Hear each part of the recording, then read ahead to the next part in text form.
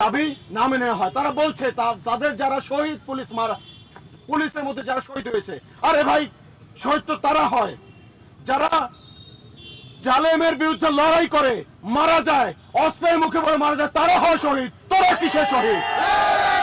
এই প্রশ্ন আমরা সবাই মিলে করব। যারা জুলুম করেছে তারা শহীদ হয় না, তারা হচ্ছে জালেম।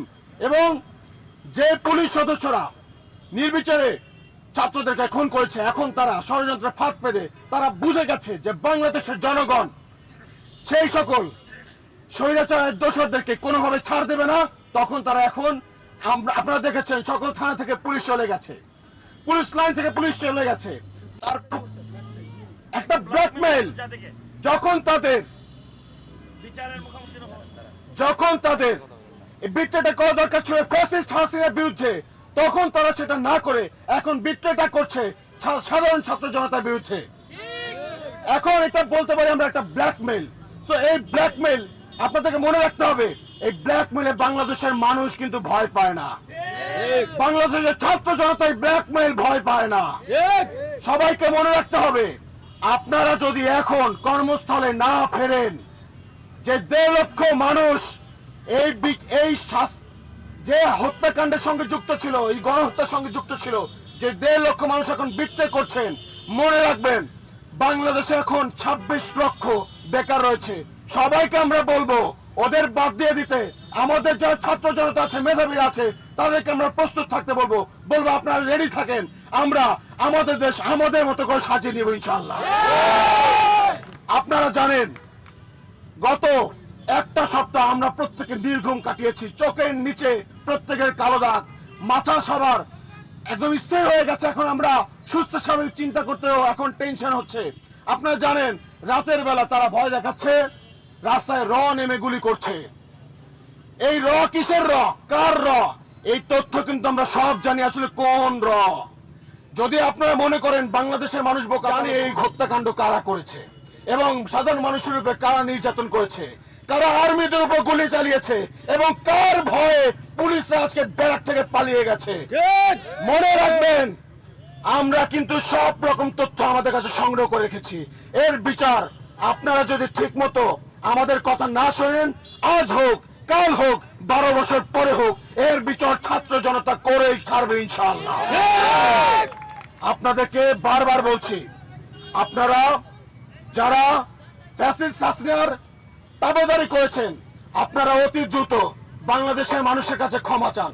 এত দাবি দেওয়া না করে, এই যে দাবি আপনারা করছেন, ব্ল্যাকমেইল আপনারা করছেন, আমরা জানি বাংলাদেশের এখন অর্থনৈতিক অবস্থা ডালমাটাল অবস্থা। আপনারা যে ব্ল্যাকমেইল করে এখন ছাত্র জনতাকে বিপদে ফেলানোর চেষ্টা করছেন, এটা আমরা ভালো করে বুঝে গেছি। আপনাদের এই বিপদে যে ভয় আপনারা দেখাচ্ছেন, এই ভয় আমরা আর পাই না।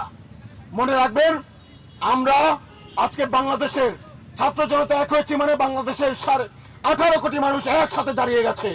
প্রত্যেকটা রাস্তায় অলিগলিতে মানুষ কথা বলছে। আপনারা দেখেছেন আজকে পুলিশ নেই তো তাতে কি হয়েছে, রাস্তায় প্রত্যেকটা অলিতে গলিতে বাংলাদেশের ছাত্র সমাজ নেমে গেছে। তারা নিজ দায়িত্বে কাঁধে নিয়ে তার ট্রাফিক পুলিশের দায়িত্ব পালন করছে, তারা বাজার মনিটরিং করছে, তারা দেয়ালে দেয়ালে যে সকল পোস্টার ছিল সেটা পর্যন্ত তুলে ফেলছে। তো আপনারা যারা এই ষড়যন্ত্রের সাথে যুক্ত, তাদের তুলে ফেলতে এই শিক্ষার্থীদের 2 মিনিট সময় লাগবে না ইনশাআল্লাহ। আমাদের কথা দীর্ঘ না করে আমরা আমাদের 4টি দফা সবার কাছে বলতে চাই। হয়তোবা আজকের মধ্যে একটা ঘোষণা চলে আসবে, অন্তর্বর্তীকালীন যে সরকার আগামীকালকে তাদের দায়িত্ব নেবে এবং আমাদের প্রথম আমরা যেই দাবিটি করব তাদের কাছে, যেন আমাদের সকল শহীদ ভাইদের যেই জুলাই মাসে যে গণহত্যা হয়েছে, সেই গণহত্যার বিচার যেন সবার আগে হয়। আমাদের দাবিগুলো আমরা ঘোষণা করছি। প্রথম দফা 1, আইন শৃঙ্খলা রক্ষাকারী বাহিনীর সর্বোচ্চ পর্যায় থেকে সর্বনিম্ন পর্যায় পর্যন্ত যারা উক্ত নারকীয় হত্যাকাণ্ডে প্রত্যক্ষ এবং পরোক্ষভাবে জড়িত, তাদের প্রত্যেককে অনতিবিলম্বে আইনের আওতায় এনে দ্রুত বিচার নিশ্চিত করতে হবে। 2, ফ্যাসিস্ট হাসিনার শাসনামলে আইন শৃঙ্খলা রক্ষাকারী বাহিনীতে যত অবৈধ নিয়োগ করা হয়েছে, অতি দ্রুত তার সুষ্ঠু তদন্ত সাপেক্ষে সেই সকল নিয়োগ বাতিল করতে হবে।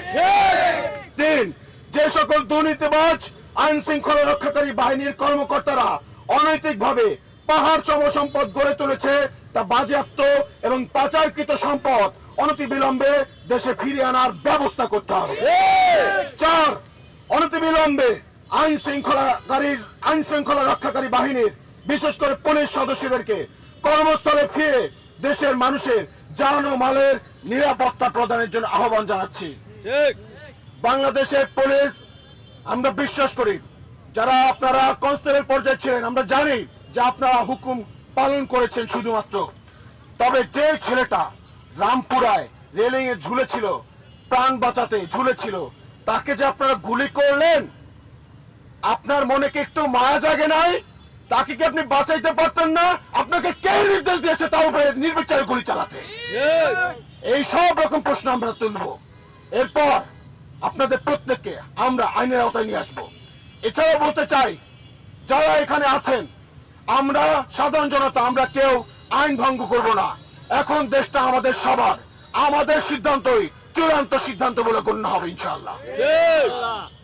আপনারা যারা আছেন, আপনারা হয়তো কম বেশি সবাই জানেন, পুলিশের কাছে, পুলিশের হেফাজতে গত 6 মাসে 72 জনের মৃত্যু হয়েছে।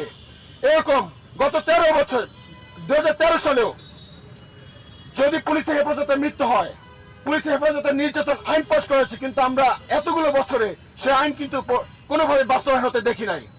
এখন যেন সেটা নিশ্চিত করা হয়, আমরা সেটা দেখতে চাই। এছাড়াও বলতে চাই, পুলিশের স্বচ্ছতা, জবাবদিহিতা নিশ্চিত করতে হবে। কোনোভাবে ল অ্যান্ড অর্ডার যদি ব্রেক করে, তাকেও শাস্তির আওতায় নিয়ে আসতে হবে। এবং যদি কেউ কোনোভাবে কোনো রকম পুলিশ সদস্য তারা যদি আবার ফিরে আসে, দেশের শান্তি রক্ষায় তারা কাজ করতে চায়, তারা যদি কোনোভাবে ঘুষ, খুন, অন্যায়ের সাথে যুক্ত হয়, লিপ্ত হয়, বাংলাদেশের মানুষ তখন সবাই মিলে তাদেরকে সমুচিত জবাব দেবে আইনের মাধ্যমে ইনশাআল্লাহ। আমি আগামী 24 ঘন্টা আলটিমেটাম দিচ্ছি।